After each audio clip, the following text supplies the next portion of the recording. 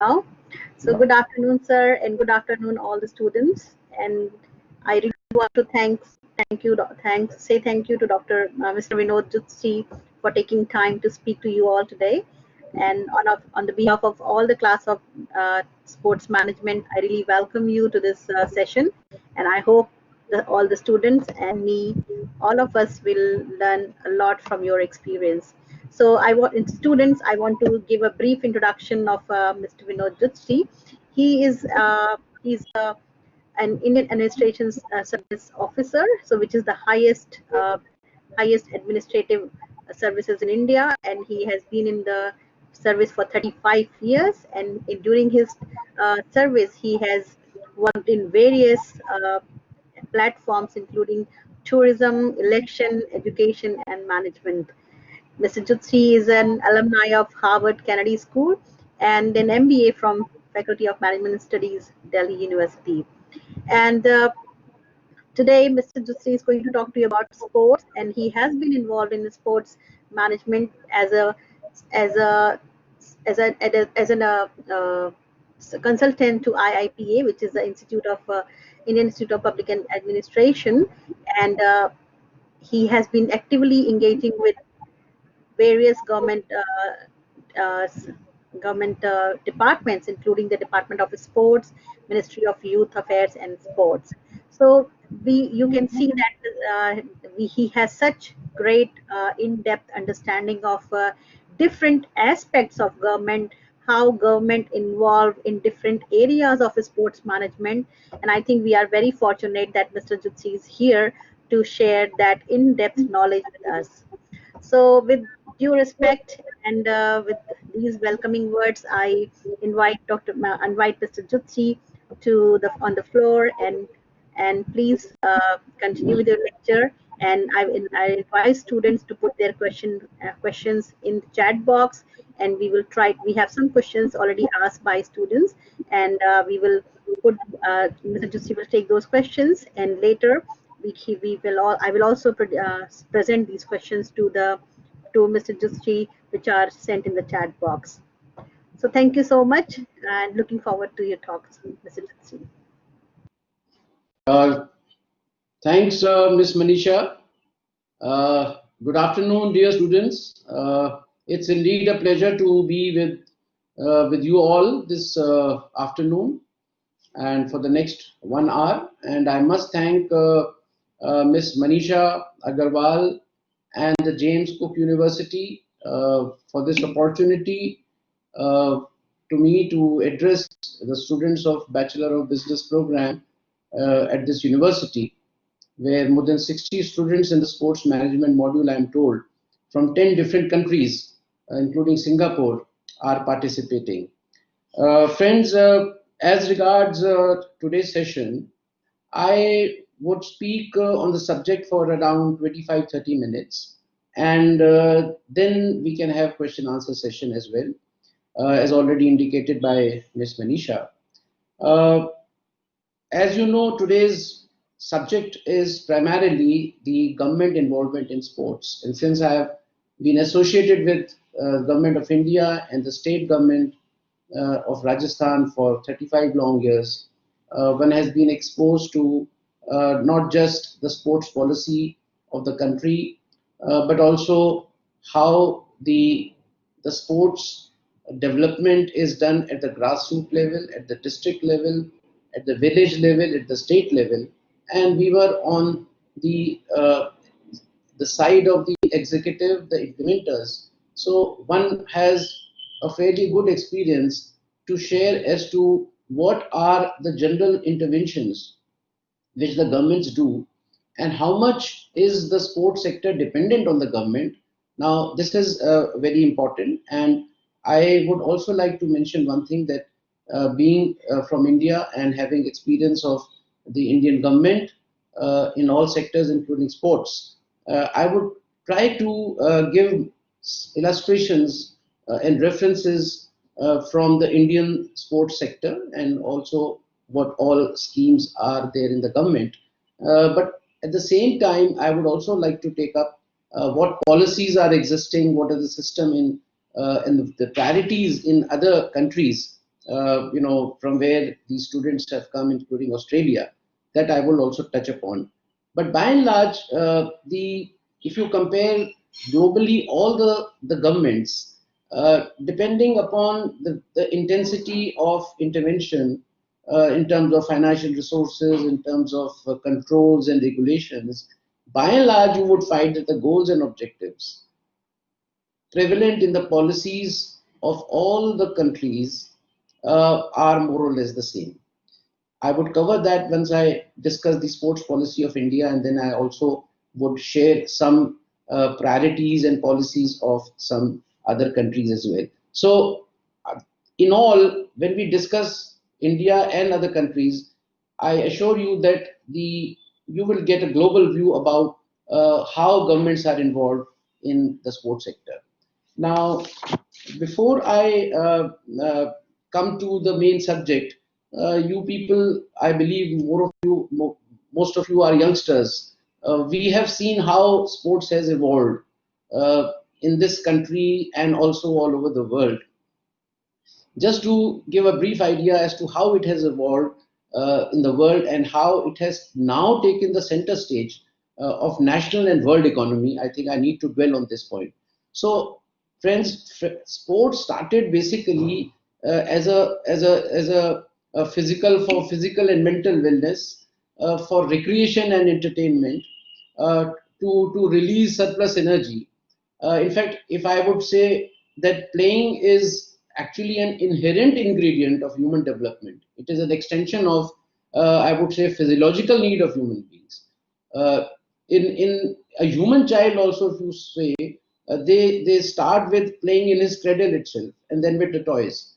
So this is his pastime and his entertainment. So the children also mature. That human child matures to play. He's not taught to play. He's not taught he's not made to learn how to play. So that human instinct, the basic instinct that we all have, I think that is one of the driving factors for the sports in this world to thrive and doing so well. It has now come to the center stage for many reasons, about which I will just now mention. Uh, Sports, when started with individuals, then it became, acquired a social character, and, with team spirit, with togetherness. And then when it became social event, then it started attracting both the players as well as the viewers.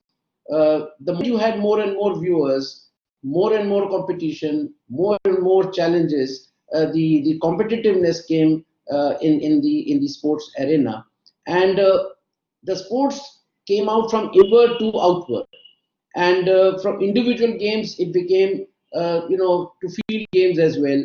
From field games it came to the colonies. From colonies it also came to clubs, and from clubs it came to the regional level and to the national level.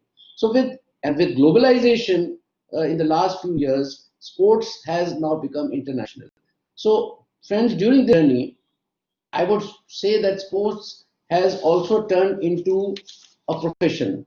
When there are the mass is involved, the people are involved, the profession has come in, the careers have come in, the jobs have come in, and now sports is no longer just a game, just a small sector. It is a major, economic force in every country's economy. How important it is, we will discuss in terms of certain monetary terms also, that what is the size of this industry. I would dwell on that as well. So you can imagine that how sports as an individual game has now taken the center stage at the international level. And friends, when the sports acquires the social character, when it acquires an economic character and status, then obviously the politics and the government, they also come in. And this is how the governments have come in. With more money, with more jobs, with the idea of motivating and promoting people for their health, for their mental well-being, the government has started playing a much proactive role.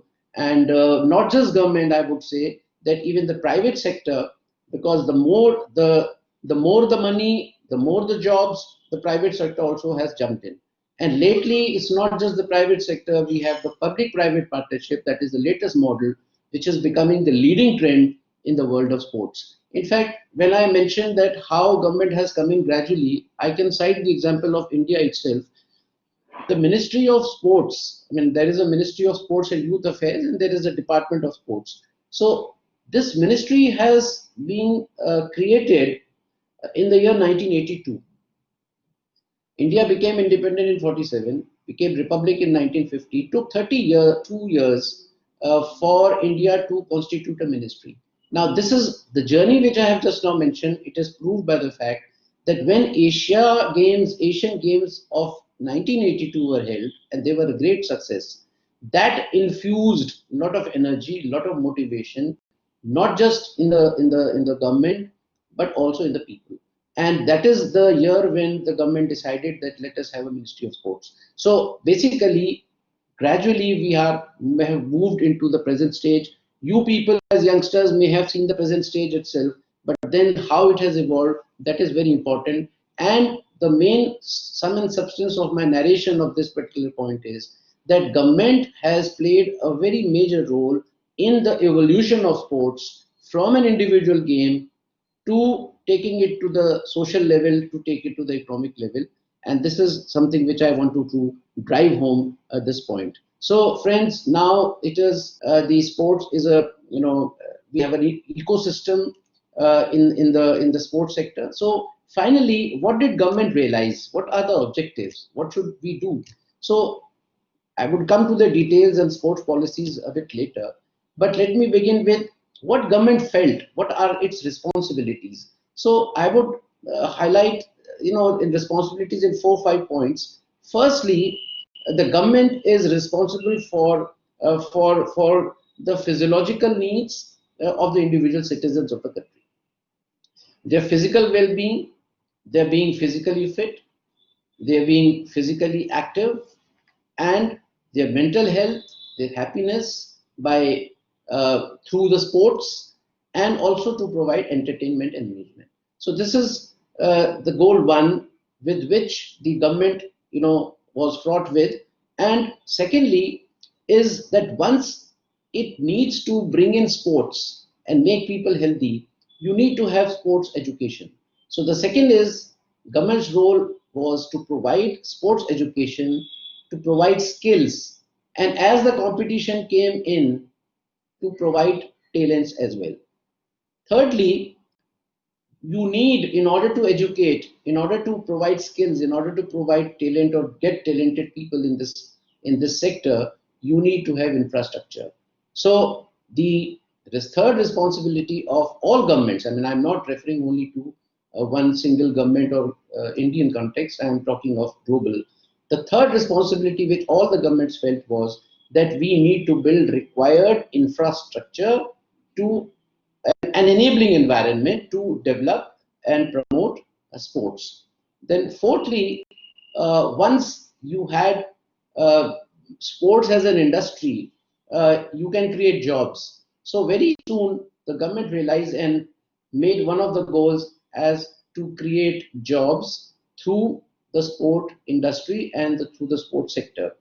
Then, fifthly, once the jobs came, once it became an economic factor, an economic force, an economic powerhouse lately, then the government thought that we must also promote sport in order to improve the country's economy.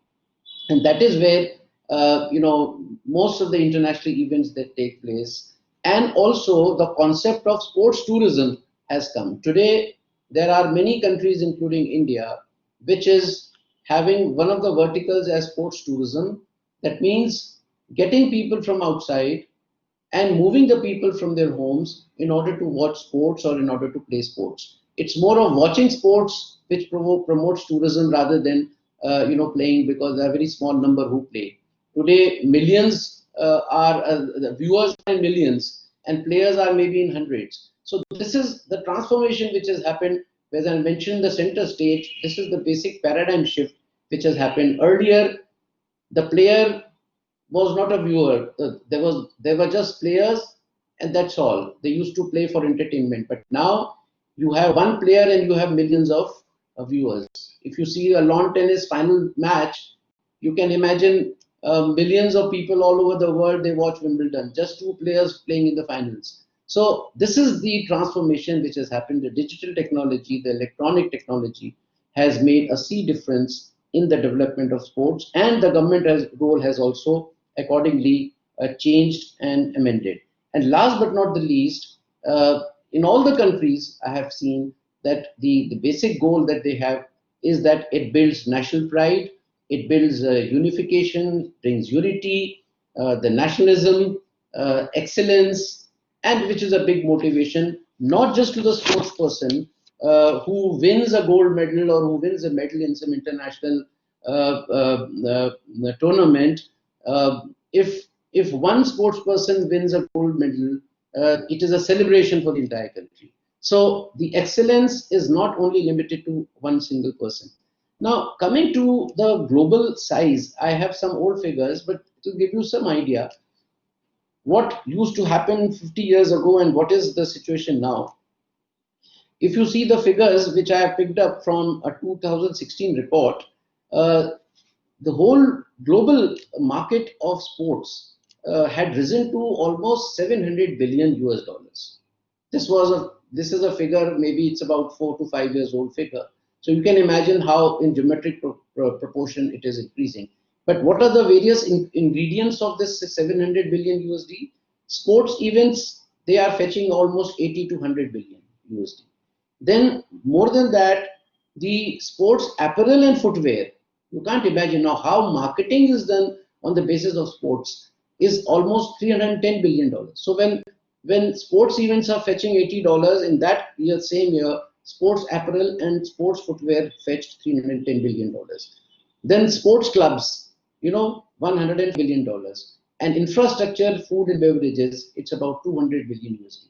So what I'm trying to tell friends through this is that now the sports is a strong economic powerhouse, and all governments have started showing greater interest in regulating and promoting sports and giving it a big push, which it did not get maybe in 60s and 70s. In fact, 90s and the new millennium has given a hope for every country that sports is going to be one of the leading economic sectors of their economies. And this is the best part that has happened. It has drawn the attention of the political leadership, it has drawn the attention of the corporate houses, and it has drawn the attention of the people of the country. And that is how the sports is expected to have a very bright future.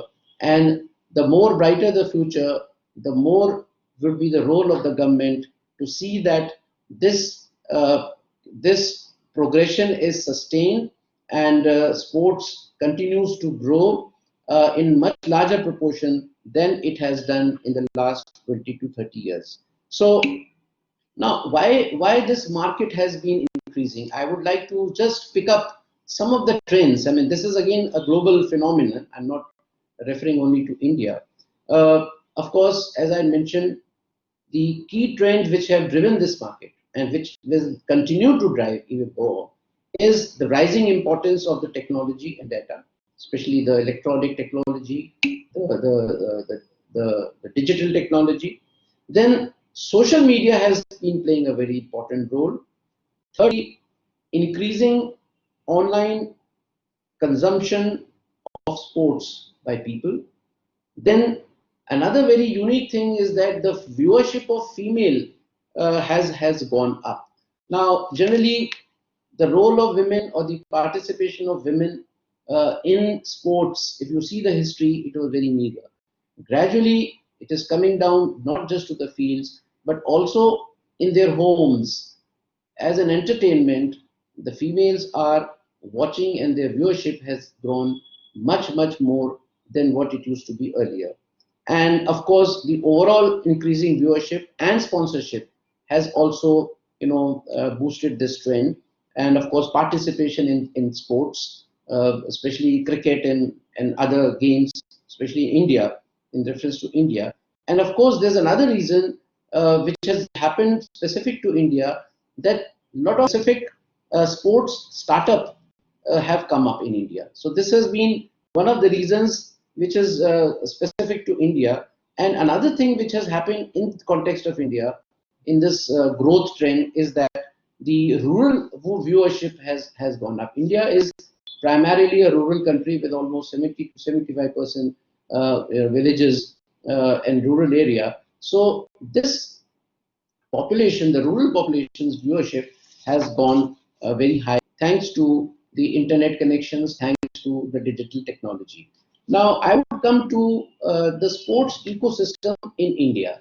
Now, just to sum up, before I come to the specific role of the government, in the sports ecosystem, friends, I would like to identify 6 or 7 activities which are being done in the sports world in a country, and for different activities you have different players. Now I would give specific instances. I start with governance. So first activity in an ecosystem is governance. Now governance, of course, in you see in Indian context, the Ministry of Sports is the agency which is into governance. At the same time, in governance, the Ministry of Sports has certain autonomous bodies about which I will speak later, but I think I should refer to the 3 very important authorities which are autonomous, but still they are part of the government. They are financed by the government, they are funded by the government, they are supported by the government. First is the Sports Authority of India, that is the apex level body which does everything regarding sports for promotion and development. The second is the National Sports Federations. There are about 56 sports federations all over the country in different disciplines of sports. I will make a mention of those federations later on. And thirdly is the Indian Olympic Association, which again is a body which is totally autonomous. Government has no control or no role whatsoever, but then it is supported by the government in other manners. So this is the governance part. The second part, or the second job or second function in within the ecosystem is training. And in training, friends, there are 3 different players who are imparting training in India.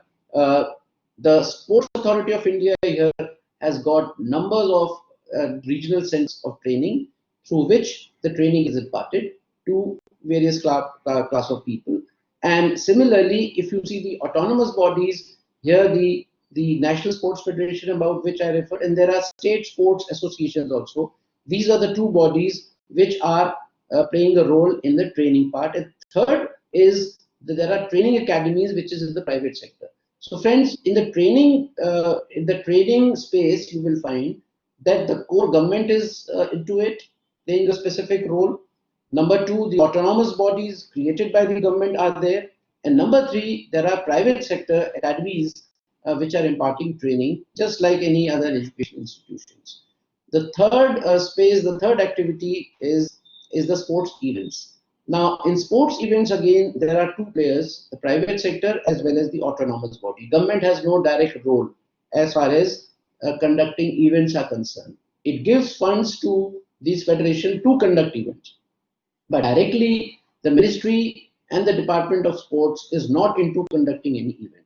So the 2 bodies which are looking after the event conducting sports events is again the National Sports Federations about which I mentioned, and the state sports associations in the public space as an autonomous body. And in the private space, you have the space has been for the franchisees, for broadcasting rights, for sponsorship and other things. So this is the private sector for the events. So if I say that most of the mega events, there was a question also which came from Ms. Manisha in the mail that about the mega event, whether it is IPL, whether it is India Grand Prix,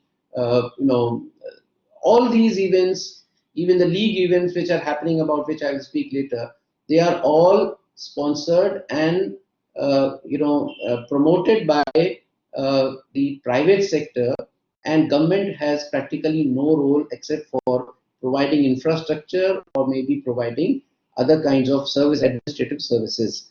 So this is about the third. I talked about governance, I talked about training, I talked about the sports events. Then the next is about the sports equipments. Sports equipments, ladies and gentlemen, they are totally in the private sector, and the manufacturers of sports equipment, they are into this business, and government again has no role whatsoever in doing it. The next element is the infrastructure development, which is very important. As I mentioned initially also, the infrastructure development is a major role of the government in India, and Sports Authority of India, as I mentioned, and also the central government, other ministries, and the state governments. They are all into infrastructure development, whether it is stadium, whether it is playing facility, whether it is developing field, whether it is schools, whether separately opening colleges. I will speak about it, and this is one. The other is, which has happened lately, as I mentioned, is the public-private participation mode. So the PPP mode primarily in India is existing in the case of infrastructure development, which means a corporate sector and the government, they join hands and they get into some infrastructure. So this is one area where the PPP mode is prevalent. Then the next element, of course, is the sports marketing. And the sports marketing, as I had mentioned, is totally with the private sector companies, and in terms of sponsorship management, and government as such has no role. Government has a role to promote through its national broadcasting channels, as a policy, that media should play a role in promoting sports among youth and among everyone. That is different, but that is part of the policy. But directly into the actual sports marketing is being done primarily by the private sector, especially of the events. And lastly, in terms of funding, because the sports sector also needs funds. So this is where the government plays a very important role in India, and government gives money from the Ministry of Sports. It is passed on to the Sports Authority of India. It is passed on to the national sports federations. It is passed on to the state governments. Then the Government of India Ministry has also got a lot of schemes to help the sports persons, to help those who want to do further studies for their PhD and for their higher studies, and also to as a pension to those very known sports persons who have excelled in their areas. I will shortly talk about those schemes as well. At the same time, the funding from private sector has also started. So we have funding through the government mainly, and of course the private sector in terms of the PPP and in terms of the events which they perform. So in all, friends, I have tried to draw a complete sports ecosystem. What are the various requirements within the sports sector, and who is playing what role in this particular ecosystem? Coming to the sports policy of India, I will not go into the details because we don't have much time. But at the same time, I must pick up certain points which have been enunciated in the sports policy of India. This is a 2001 sports policy, and the main highlights of the sports policy of India, and I'm going to compare with some other countries simultaneously. One is about broad basing of sports. And this is very important for India because India being a very large country having rural base. So the policy says that we will like to impart sports education in the educational institutions. We will also ensure women participation. We will involve youth and sports clubs also. Idea basically that more and more people of the country should play sports. Which sports they play, that is not the issue. The thing is to involve them in some sporting event, some sporting activity at all stages, right from the schooling up to the top level.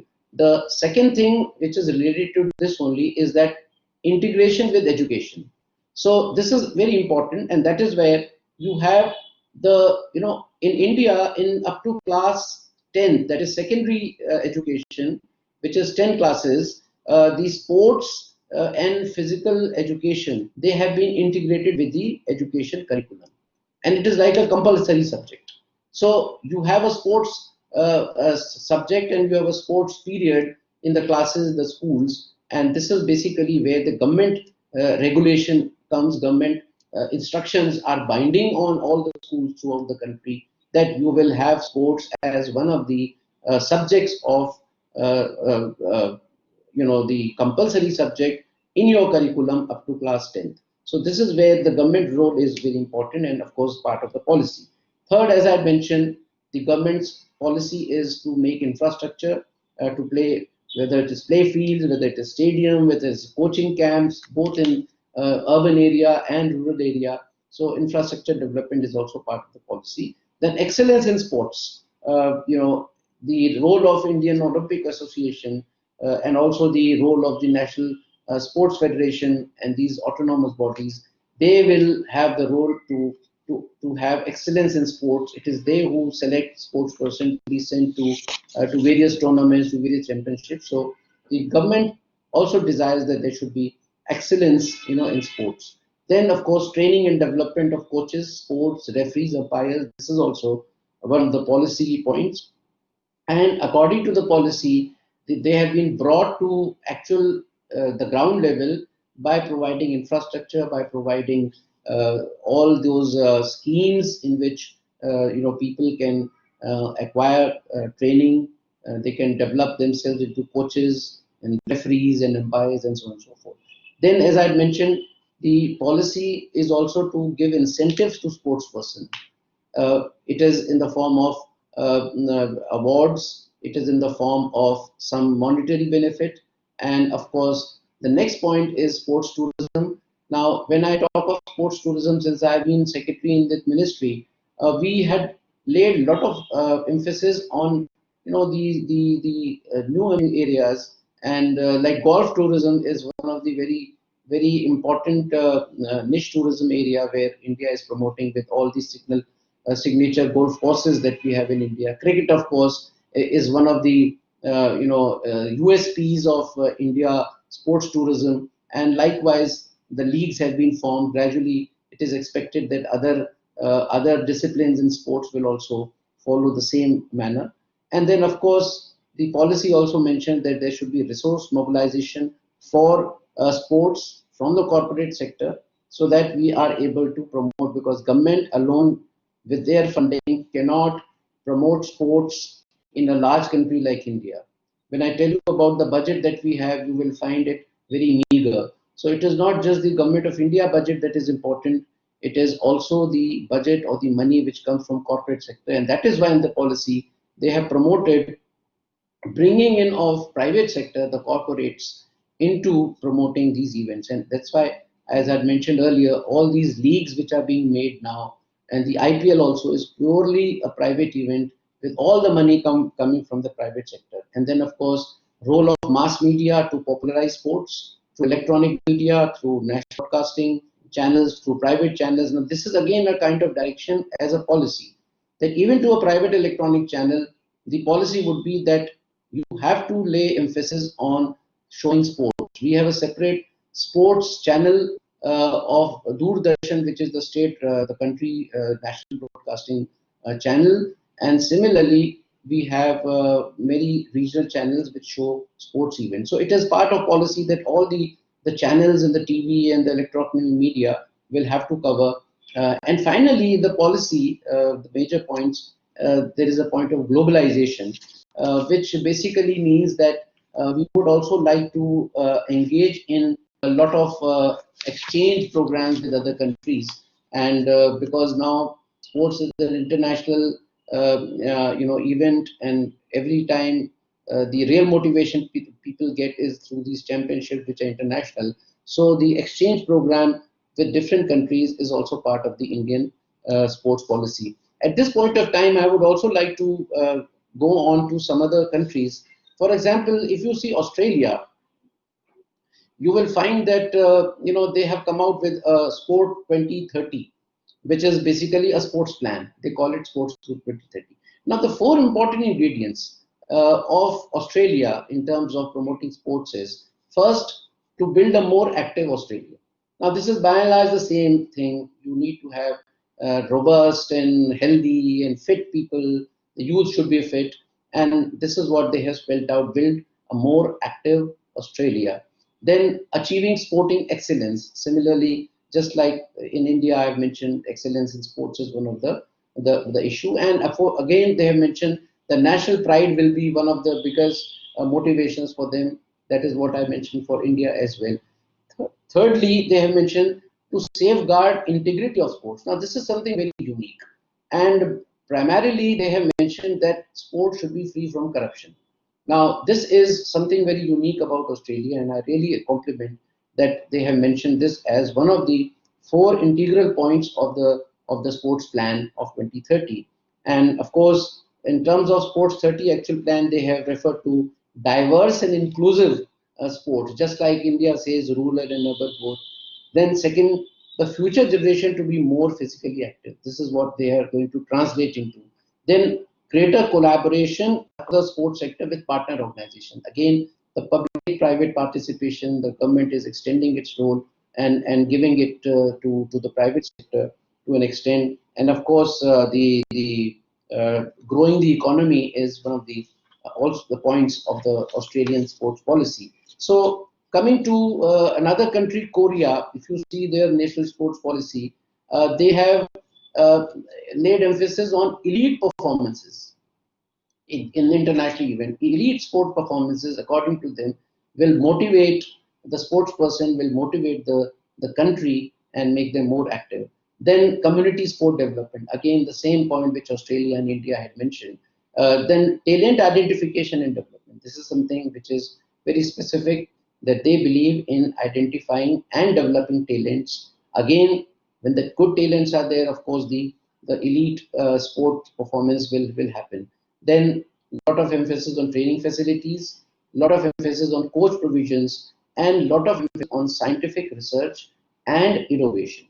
If you take case of Indonesia, they have a national sports committee for sports development and for sporting events, and they take a call and they take a decision as to how development of sports should happen. If you go to China policy, very briefly, they have formed it as an integrated part of the government policy. This is something very important right from the beginning. And they also believe in elite sports, they believe in mass sports, they are also into mega events, and they are also into to develop the sports professionals. So, friends, basically, why I mention these policies together is more or less globally you will find that the governments and the countries, nations have laid almost the same roadmap, the same priorities for its citizens in their policies. The difference is, while translating these policies into actions, in some cases, the private sector has a more important role, or maybe the majority of the investment is by the private sector. In some countries, both the government as well as private sector. In some countries, it is government, private sector, some autonomous bodies, and in fourthly, it could be government, private sector, autonomous bodies, and public-private. So this fourth model, which I have just now mentioned, is something about which I mentioned in terms of India. Now, coming to the structure that we have in India, uh, uh, uh, Ms. Manisha, you tell me at least 4 5 minutes before I have to end. Do you have time? Yes, sir. We have time. Please, we have Okay. not. We don't have any more So questions. We are I'll take completely. about another 10 minutes. That's 15 fine. minutes. That's fine, sir. Okay. That's fine. Thank you. So I'll go slightly faster. So as I mentioned, the Ministry of Sports is shelling out some money as a budget, annual budget. If you see in terms of USD, it's about 300 million USD. I mean, for a country like India, as I had mentioned, it is not a big amount. So that is why the recent happening about the transformation of the sporting events as mega grossers of money, from where the government also gets something, has been one of the sources of income and sources of funding for the sports industry in the country. So coming to the organizational structure, I had already mentioned about the Sports Authority of India and what its role is. but I will certainly touch upon, because this being a very premier organization looking after almost all aspects of sports development on behalf of government, and it is part of government. It is a registered body, but works under the Ministry of Sports. So quickly, I will go to it. There are schemes under Sports Authority of India. So, and of course, there are various ways by which it is promoting. For example, the authority, Sports Authority, has training centers. I mentioned about. Then it has special area game schemes in certain areas like tribals and special areas that promote sports. Then it has a scheme of a center for excellence. So it has developed some sports centers which are called as centers for excellence. Then it also has a national sports academy scheme in which it's training. Then you have regional centers. It has a regional center as North, East, West, and South India. Then it has also Northeastern center. So these regional centers have got all the facilities. They have play fields, they have equipments, they have staff, and they put sports in those regions. So this is one. Then looking after the stadiums, all the stadia which are all mega stadia in the country, they are also looked after. The maintenance, the utility, it is done by the Sports Authority of India. Then there is an academic institution of Sports Authority, rather three very big institutions that exist in India, which are primarily for imparting education. Is one is Lakshmi Bai National College of Physical Education in Gwalior, the Netaji Subhash Institute of Sports in Patiala, and LNCPE in Thiruvananthapuram. Now these are premier organizations for academic excellence within the Sports Authority of India, and then it also has a national sports talent contest scene and indigenous games and martial arts and many other things. So this is the premier authority which is looking after the promotion part. The second, as I mentioned, National Sports Federation. There are 56 National Sports Federation, again all autonomous bodies. Government of India Ministry does give them some funds based on their performances, and it covers practically all disciplines of sports. I mean, whether it is archery, whether it is golf, whether it's gymnastics, whether it's rowing, hockey, athletes, badminton, baseball, boxing, billiard, bodybuilding, bridge, chess, equestrian, football, handball. I mean, you name a sport discipline and you will find these federations. So basically, the role of these federations is to promote that particular discipline of sport in the country. And they conduct events, whether national, international, they participate, they send sportspersons and all. So this is a regular thing. Then Indian Olympic Association I had mentioned. It's a governing body for Olympic movement and for the Commonwealth CWG Games. So this is the body which selects the sports persons who would be sent to these mega events. Then they also conduct national games. Earlier they used to do every 3-4 years. Now they do every year. And in the national games, they select the people who could be sent to various Olympic and Asiad and Commonwealth Games. Then we also in India have a National Sports University, which was set up in 2018, very lately. And basically, it is to impart education on pan-India level, and particularly in the areas of sports sciences, sports technology, sports management, sports coaching, and national training center, and also the research and development. Then in terms of sports education, whether it is Academy A or B or C, there are many courses for young students in sports itself. For example, there is a course of Bachelor of Physical Education, just like Bachelor of Arts or MBA or whatever. Similarly, we have MPE Ed, that means Master of Physical Education. Then we have PhDs also. We have MA, Master of Arts in Yoga. And there are, like this, there are many courses which are run, whether they are degree courses, whether they're diploma courses, and they are run by all these either government-owned institutions or at the regional centers or by the LNCP and the Netaji Subhash Institute, about which I mentioned. Another campaign which India lately has started, in order to promote sports is Khelo India. Now, Khelo India, very briefly, it is to encourage sports and infuse sports culture. And basically, it is also for talent search. It is also sports for women, also for disabled, physically challenged people. and for rural and tribal. So that is the specialization of this Khelo India. Basically, it is to have a holistic development of children and youth and more inclusive. Those people or those sections of society or people geographically located remotely, they will also be included in the Khelo. That means Khelo campaign is let us all play. India, let us all play. So this is a campaign which is giving a very good result. Now there are many schemes which are run by the Ministry of Sports. I mentioned about the funding to the Sports Authority, to the National Sports Federation, but simultaneously the ministry is also has framed schemes which I referred to earlier. One is of course the scheme of human resource development. It gives money to individuals for their fellowships, for masters, for the doctoral level, for research and development. And there are schemes, there are details, how much money to everyone, what is the process and all. Similarly, there is a very important, I would say, initiative by the government is that we have a National Sports Development Fund. Now, this is basically not funded totally by the government. It is mobilizing resources from the corporate sector and from the private sector, including NRIs. And whatever money comes from these private sector people or the corporate sector, the same money is matched by the government. So that way, a lot of money has got, deposited in this National Sports Development Fund, and then ultimately this fund is used for promotion of sports in different manner, whether it is infrastructure, whether it is some other schemes.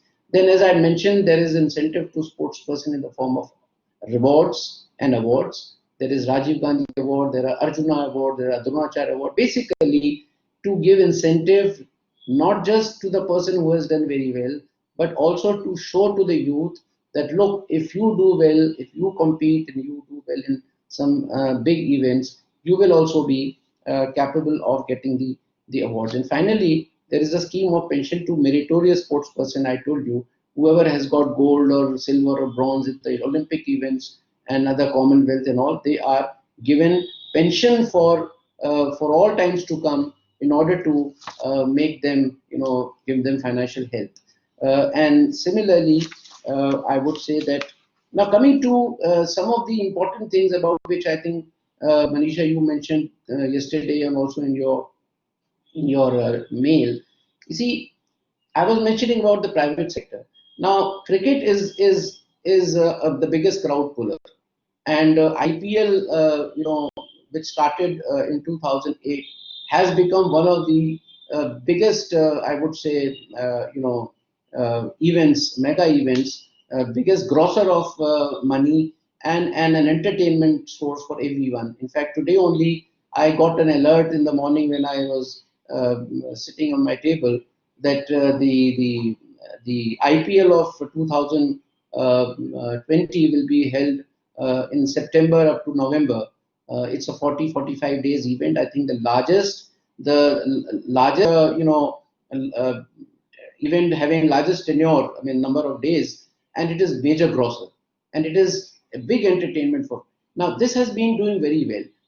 Why I'm saying, why I'm highlighting IPL so much is that this league, era has started with IPL, and now the good point about the success of IPL 2020 is that there are many leagues which have now come.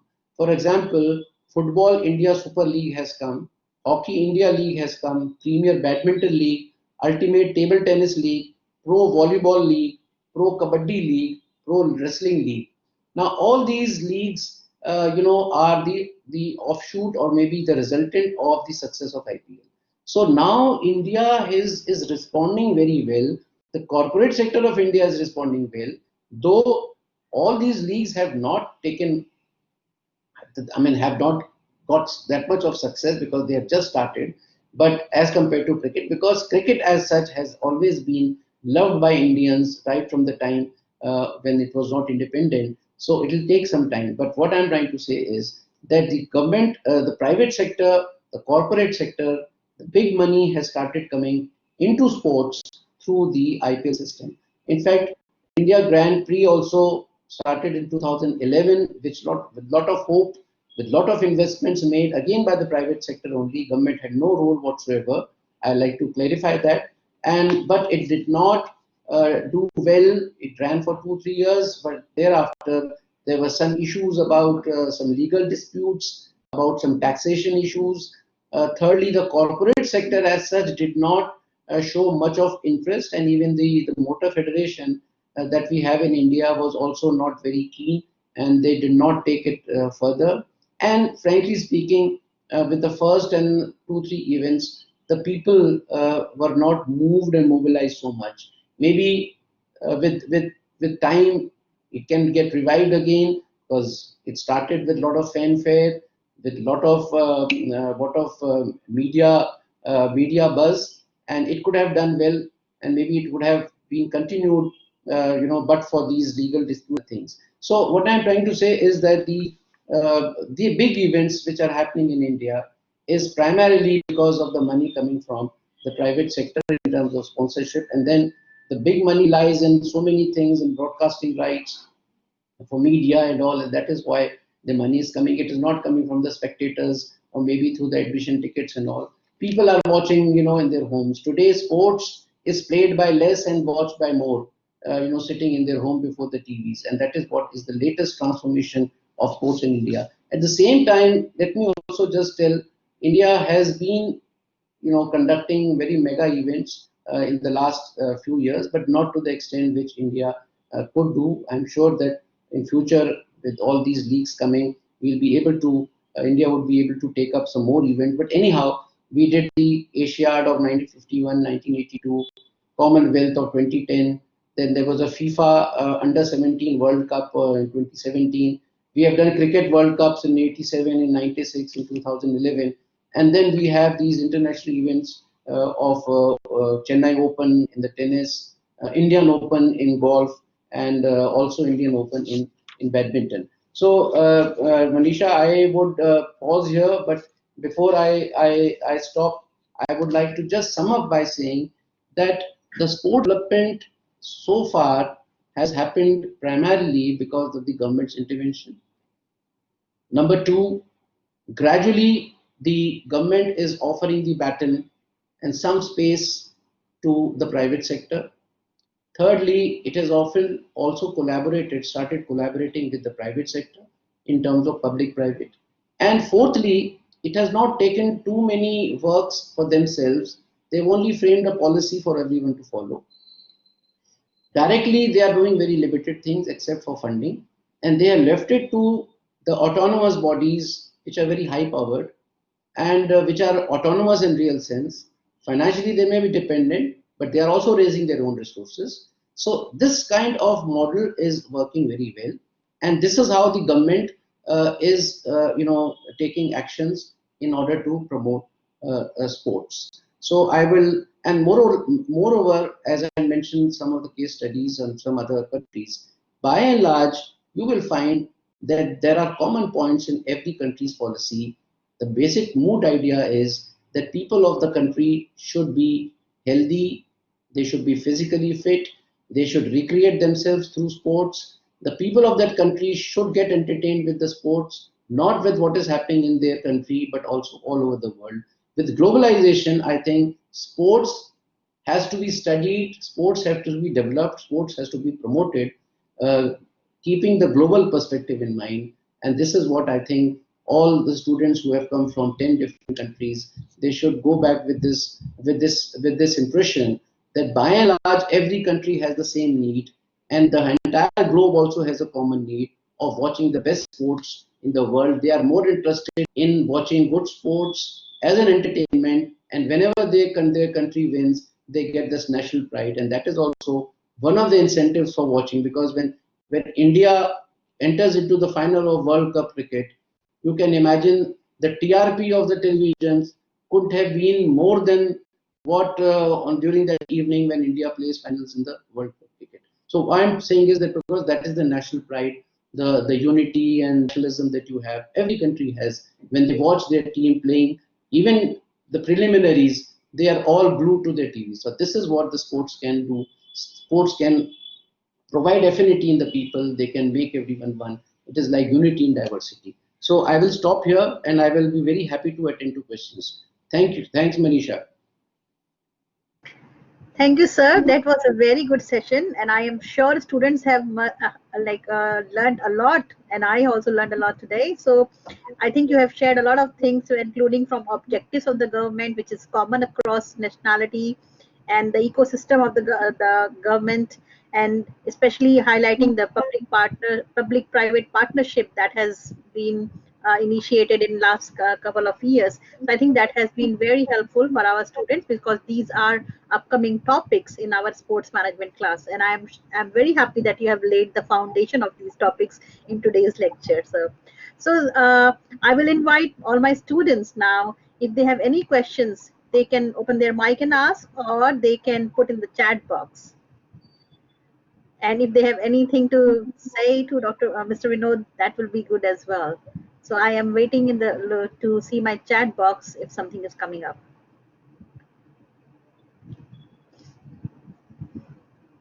And Mr. Vinod, thank you so much. You already took two questions. That is was on the F1 race. You have already that was already explaining very well that how F1 has been in past, and we all know that it was done by a private organization, and how government could not get much into it. And also you took the question on the my question on the IPL, so that thank you for clarifying that. And I want to ask you one more question when I'm waiting for other questions, other students to respond. So my question to you, sir, is that sometimes government are different governments. They are. I'm sorry. Somebody wants to saying something. No. Okay. Sometimes what happens that the governments are criticized for like supporting big mega events and putting so much money on elite sport. So, sir, what is your so how do you think the government take this criticism? How do the government respond to this criticism? Sir, do you have any thing to share on that, sir? Yeah, Vish, I've got your point. I think you had mentioned in your mail also. I missed it out. See, the first is the government, as I mentioned, as a part of policy.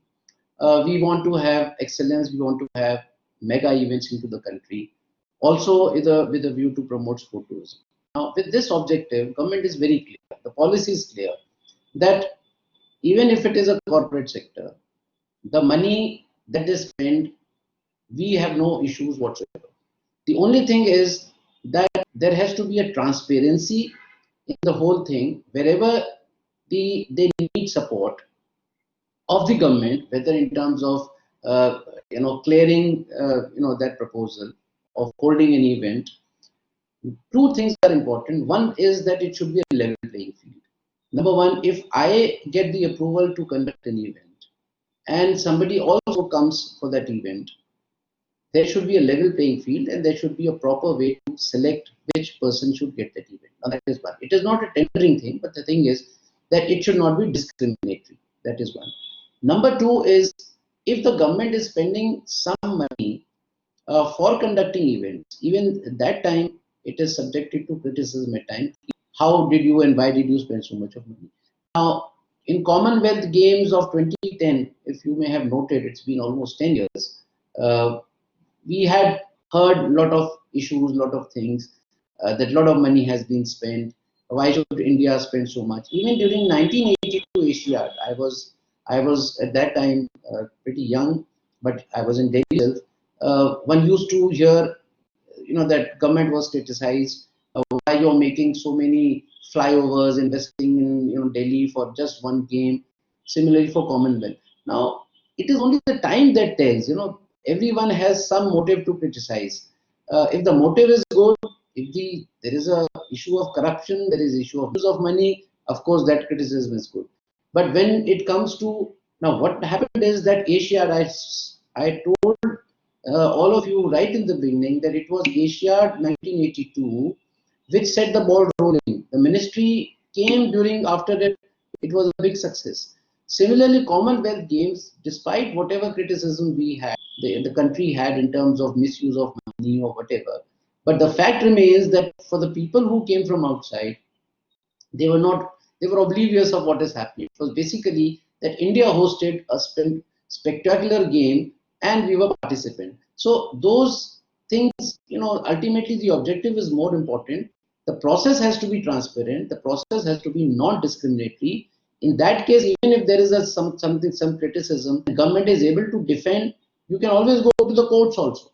There have been cases where BCCI was involved in a sports event, and Supreme Court ultimately gave a very historic judgment in that case, whether BCCI was a state body and they are supposed to work as a state, or whether they are supposed to be out of the purview of the state. So the Supreme Court gave a very historic judgment, and that has set the process. Now, all these judgments, all these incidents will ultimately result in greater transparency, and that is where the policy is important.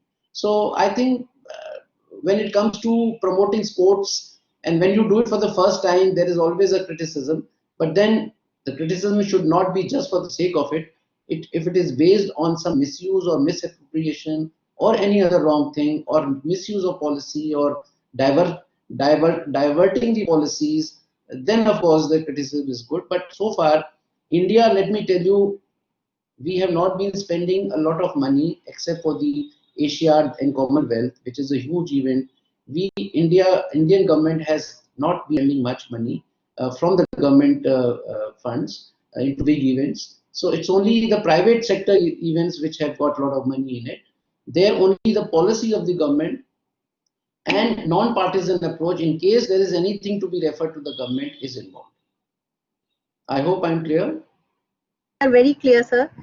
Thank you so much. Yeah, that's, I think your point is very clear, that we should look at that what criticism is there, rather than just responding to each and every criticism that the government is receiving. Thank you, sir. Sir, we have a question from one of my students, Surabhi. She's asking that many students focus on sports in school, and that's how they lag behind in their academics.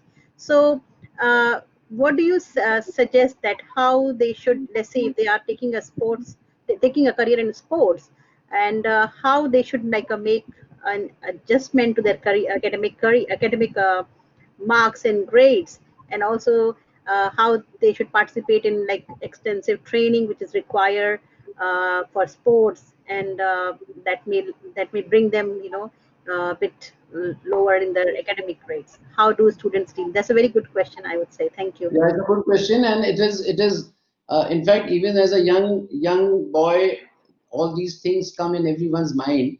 So thanks, Surbi, for this question. I'm very clear on this. Firstly, up to the time when you do a schooling, sports has to be seen as one of the subjects of your education curriculum, number one. At the same time, you see it as a source to keep physically fit. Number three, you may get chance to get some rewards and awards in sports events in your schools. Now, all these three things, you continue along with your academics. Academic, of course, studies are very important, because whether in India, whether in any other country also, it is what academic performance you have, and not the sports performance, that fetches you either a good job or a good career. So that weightage has to be given even at the school level. You cannot go on just playing in the field just because you want. Now, second thing is, at the time when you finish your schooling, maybe 10, 12 years of schooling, people come to know, yourself you come to know whether you are going to be some, very good player in a particular discipline. Like in our school, we saw that there was an athlete, who could perform very well. So even the teachers suggested, you must go into national and this, that. But at the same time, they also warned, you must pursue your studies. It should not be complete. So what I'm trying to say is, it has to be a balanced. Life itself is a very balanced kind of thing, where you have to match and you have to balance all things together. So I think sports, to be a world-class player, is you would come to know at a very prime stage, and then apart from your academic studies, maybe up to graduation, you have to pursue. You just can't afford to remain illiterate, or remain without getting a good degree and becoming a sports person. There have been cases where sports persons have made millions and billions of money without getting the basic qualification. But you can not be that one of those people, the probability is that very few people will reach that level. So just to reach the level which only few people have reached, and then they have earned money, it is worth to forego your studies. So I would say concentrate on your academic studies, and whatever time you have, compulsorily some time be spared for sports even to keep yourself fit and for interest. Secondly, whatever spare time you have, you indulge in sports if you are too much interested. And gradually, as your academics go higher and higher, you must sort of get detached from the sporting events to the extent that you have to devote more time on the academics. Once you have got a job, you are free to pursue any sports. The golf is played by all senior citizens and very old people, and sports can be done and played at all stages and all ages. And so you make your career, get yourself secured job wise, and then you pursue whichever sports you want to pursue. And today also, if you find all the people in the Indian industry, sports industry, they had been working. Somebody is working with State Bank of India, somebody is working with, at the same time they are getting, when they go for an event, they are sent on leave and they represent their own company also and the country as well. So to sum up, I would say that don't compromise with your academic career, with your academic studies, but at the same time get some time for doing and following the sports activities. Thank you, sir. That was a very wise advice to my students, I think. And I think my students will agree with that too. I have another question here from YN. And the question is that in this period where sports league have stopped due to COVID, how do the pressure from different stakeholders matter in whether to restart the leagues in India? So how the pressure is coming from different stakeholders to start the league? So they are maybe pressurizing the government, sir. That's the Well, question. if I take the case of India itself, I have just now mentioned that finally IPL India 2020, in fact, the year is also 2020, has announced the dates today from I think September 8th to 14 November or something. Now, which means in the Indian context, and I must also tell all of you, is that in the last unlocking of lockdown by India, which was done on 1st July, rather even before in the month of June, the stadiums have been opened. The stadiums have been opened for play, except that social distancing, crowding, the viewers will not be there, the spectators will not come, but the players can play. So this is a gradual transition. So coming to the COVID effect, I tell you, very soon the whole world is getting into going to get into the new normal. Even in the midst of COVID, the economies are opening, the sectors are opening. The sporting events may not happen where the crowds are there, but there may be some condition, like for instance, even if you go to a hotel, even if you go to a restaurant, the seating arrangement has been done in such a manner that the slots have been made. Even when you go to grocery shop or somewhere, there are circles which have been made on which you stand, so social distancing. So it's always possible that when a big event happens, suppose even if IPL is made to happen, there can be a condition that some seats will be marked cross that you cannot sit here. So people are made to sit, 6 feet away, and that is how the ticket will be sold. So with all this, people are learning how to live with COVID. So I don't see a lot of pessimism. I see a lot of optimism in all these sport events and league events happening. It's just that how the crowds are managed. Even in the railway stations, crowds are managed. India has started trains. Even at the airports, the crowds are every day. 75,000 people are traveling. Rather, 1 lakh people are traveling from Delhi airport. So there also the crowd is being managed. So how all this is done in a sporting event. So I don't see that the leagues, while leagues could not happen, and if IPL could happen, which is one of the biggest leagues in India and rather the whole world, I think other countries can also start following. And I would say the other countries, especially the European countries, and at this stage are far better in COVID situation than what India is. And India will also roll into that stage in another month or 2 months.